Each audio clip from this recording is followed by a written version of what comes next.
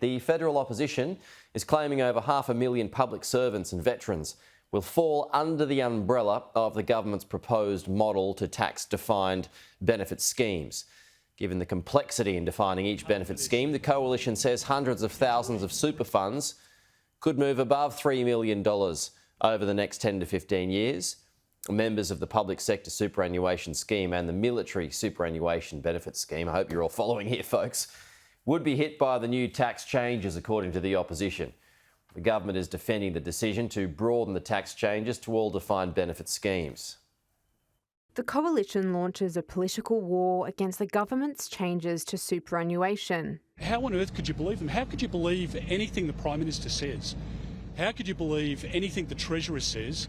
Peter Dutton revealing he'll repeal the government's plan to double the tax rate for super balances over $3 million if the opposition wins the next election. We're absolutely dead against it, and we will repeal it. According to the Treasurer's own figures, tax breaks for housing are costing more in foregone revenue than super tax concessions. But when Jim Chalmers was asked to rule out tax break changes for the family home this morning, he refused. So just say, yes, that you absolutely guarantee no change ever to the capital gains tax exemption on our family home. Well, I can say to your viewers that we haven't been focused on it, we haven't been working on it. Prime Minister Anthony Albanese had to step in and clean up after the Treasurer. Yes, we are not going to impact the family home. Why not? Full stop, exclamation mark.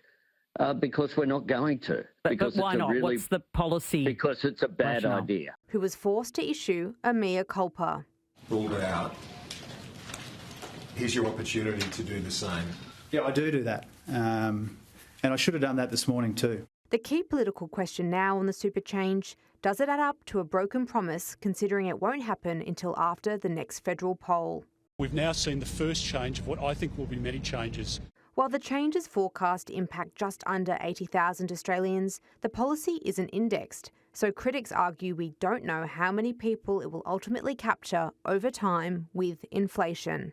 It remains to be seen whether the government will try and tinker with any other property tax breaks in order to rein in the structural budget deficit. While that may be good policy, it's certainly tricky politics. Olivia Casely, Sky News, Canberra.